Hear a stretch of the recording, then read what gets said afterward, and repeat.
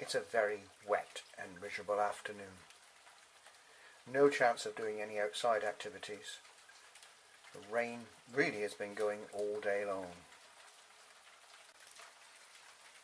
I don't think there's any chance of it stopping, so I think we'll have to turn to some more pleasant indoor activities. And what better than to bake some bread? Today I'm going to do something a little bit different. I'm going to bake a fougasse. Fougasse is a French bread originally based on an Italian flatbread which was baked in the bottom of stone ovens. Today it's baked in many parts of rural France, but it's also found more general acceptance. And in this country it's very popular as a tear and share bread, and it's absolutely delicious when dipped in olive oil and balsamic vinegar. The recipe I'm going to use is one that I learnt from Richard Bertinet, and also based partly on a recipe by Paul Hollywood. My version is to add Italian cheese and pitted olives to the original recipes, and indeed this particular version of Fougasse won first prize in the baking competition at Farrington Gurney. I'm very pleased to say that since then I've made it many times, and it's always gone down a storm with people, especially at parties where you have it maybe before the main meal, just dipping and sharing and enjoying the bread. So without any more ado, let's get started and see what we need to make this fantastic bread. You need 250 grams of soft white bread flour, 7 grams of easy bake yeast, 5 grams of ground sea salt, 1 tablespoon of olive oil,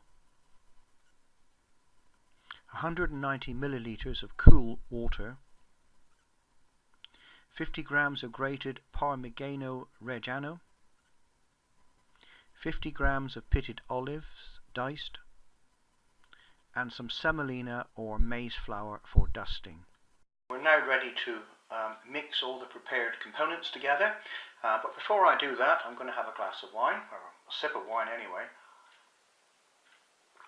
and prepare to make my fougasse.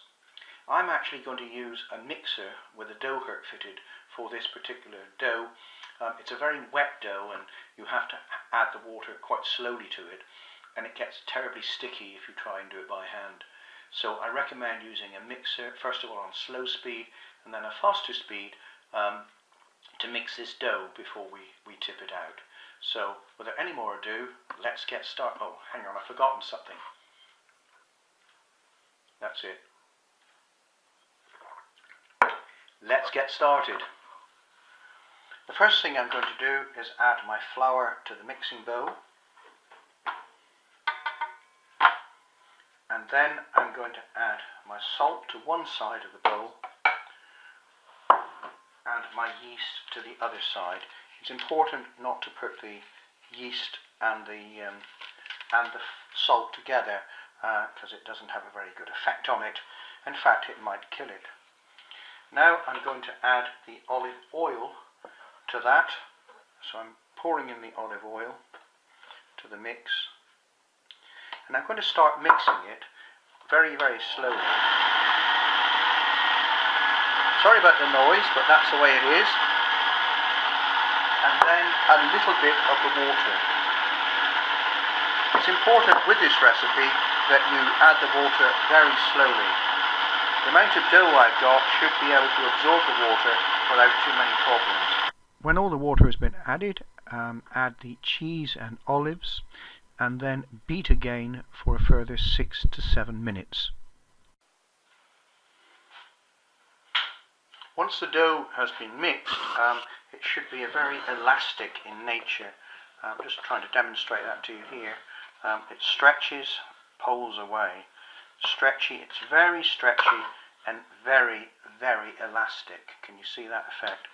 You should then be able to use your dough scraper to place that in a pre-prepared bowl. I've got a bowl here which is slightly oiled, and I'm going to scrape the dough into it, and it should come out as a nice even lump of dough.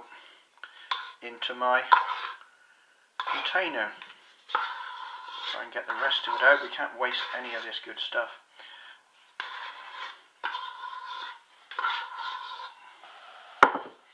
And there it is in my container, all ready for resting. Now I'm going to rest that for about an hour, and then we will get ready to shape it into a fougasse, ready for its final resting. After about an hour, the dough has risen beautifully, and it's now ready for us to start the next stage, which is turning it out and shaping it into a fougasse. So let's get started with that. The next stage is pretty critical in making your fougasse.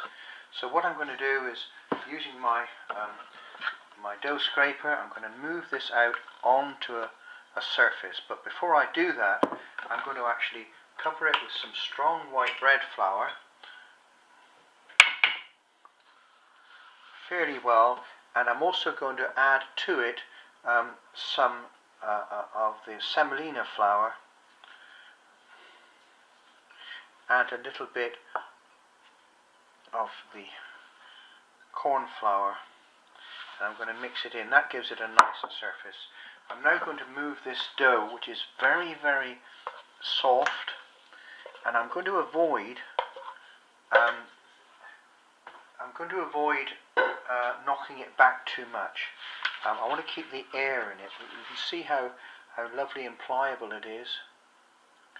So I'm going to move it out with my fingers. A little bit of dough on my fingers, a little bit of flour on my fingers to move it out. And I want to move it into an oval shape. So I'm going to make it into a nice oval shape like this. Bring the top out. Avoid knocking it back too much. Keep the air in it. Bring it out like this in a lovely oval shape. So we're making it like an oval, but bringing it down like this. Spread it out a bit more, making sure it's nice and flexible on that surface. Now this is where we actually do the shaping. So bring it out nice like this, and we've got our shape. So now we're going to cut it. Now the ways of doing that are varied, but you can use one of these devices and cut it here. But what I prefer to do is actually use a pair of scissors and cut the dough with the scissors. So I'm going to make a cut here and spread it out. I'm going to make a cut here. I'm going to make a cut here. I'm going to make one here, a big one. I'm going to make one here. I'm going to make one here. And here. And here. By using scissors, you avoid tearing the dough. I'm now going to open these up, make them nice and wide. Cut them a little bit more perhaps, so we don't tear it, and make them nice and wide. So you see what's beginning to happen now. I'm actually getting the shape of the fougasse that I want to end up with. Might need to reshape it a little bit just to get that proper shape. Open it up nice and wide so you get those lovely barley-like shape.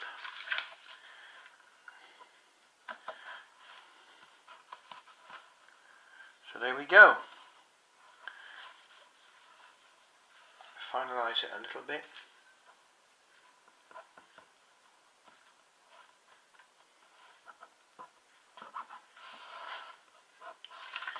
And there we go. There we have my fougasse shape, ready to leave for about another 20 minutes just to rest again.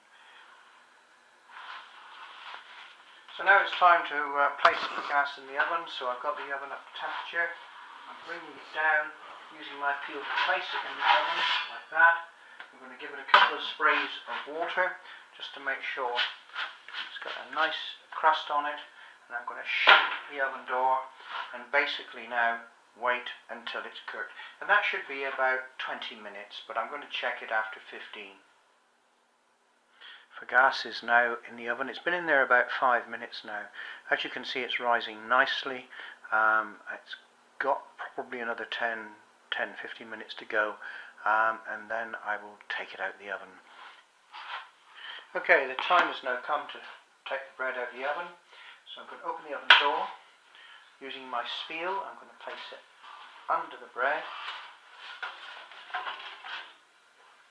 And there it is, my wonderful Fougasse. Well, that's it. I think I may have just heard the doorbell.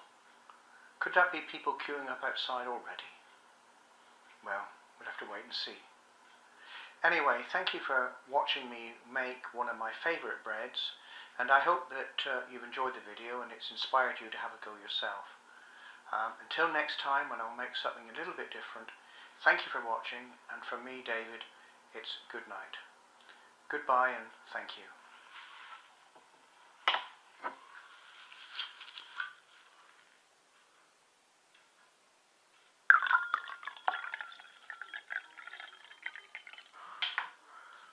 Well, there wasn't anybody at the door after all, and here I am, so I couldn't waste it, so